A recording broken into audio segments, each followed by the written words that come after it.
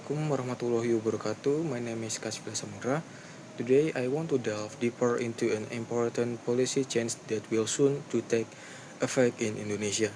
The upcoming value-added tax or VAT increase starting on January 1st, 2025. The VAT rate will rise from 11% to 12%, specifically targeting luxury goods and services. These luxury items include private jets, yachts, luxury homes valued above 30 billion rupiah, high-end automobiles, and motorcycles. However, essential goods and services such as food, healthcare, education, and public transportation will remain exempt for this increase. The policy representation a significant step in Indonesia's economic strategy and has sparked considerable discussion. While the VAT increase has its advantage, it also came with criticism and concern. In my speech today, I'd like to explore both in the benefits and challenges of this policy, presenting both sides of the debate to give you a more comprehensive understanding. Let's begin with the argument in favor of this policy. First and foremost, the selective nature of this VAT increase ensures that it targets high-value luxury goods. This means that only those who can afford expensive items, like private jets and luxury homes, will bear the brunt of this tax hike. The broader population, especially those in the lower and middle income brackets, will not be affected by the tax on these luxury goods because their everyday needs remain untouched. Essential items such as food, healthcare, and education are exempt for this increase, which is a strategic decision by the government to protect the financial well-being of the majority. The primary objective of this policy is to generate additional revenue for national development.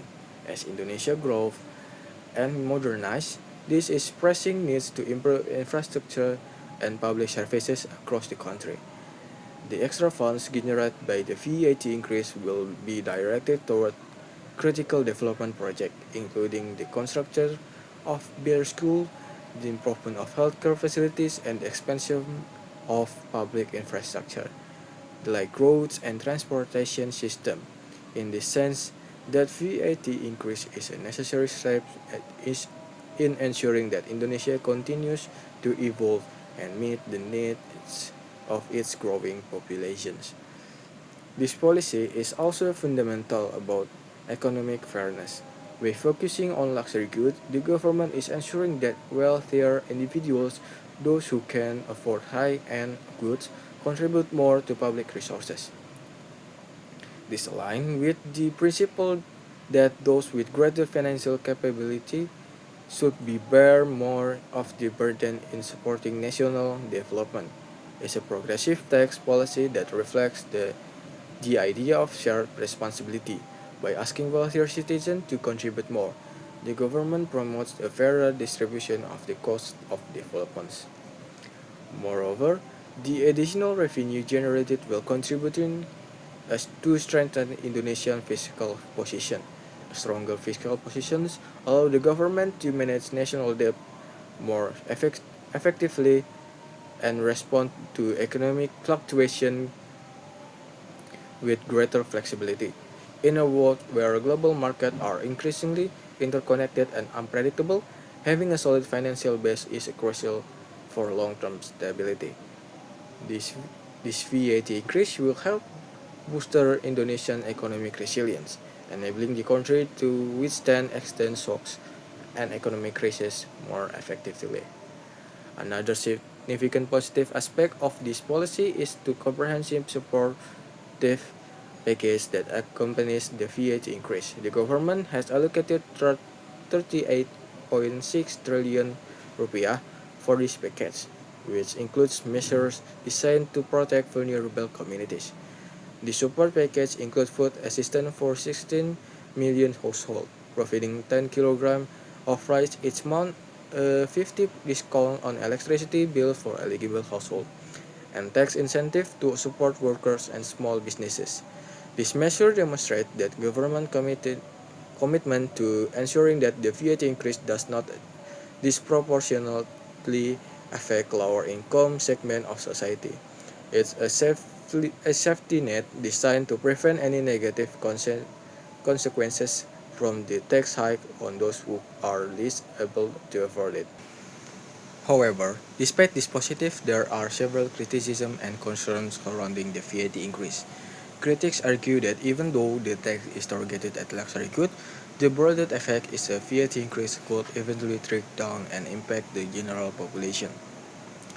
Some experts worry that the increased cost of luxury goods could lead to higher prices in related sectors, such as transportation and logistics, which could indirectly affect consumers who rely on these services. For example, if high-end automobiles or private jets are subject to higher taxes, the cost of transportation service using this vehicle could rise, and businesses may pass those costs on to consumers.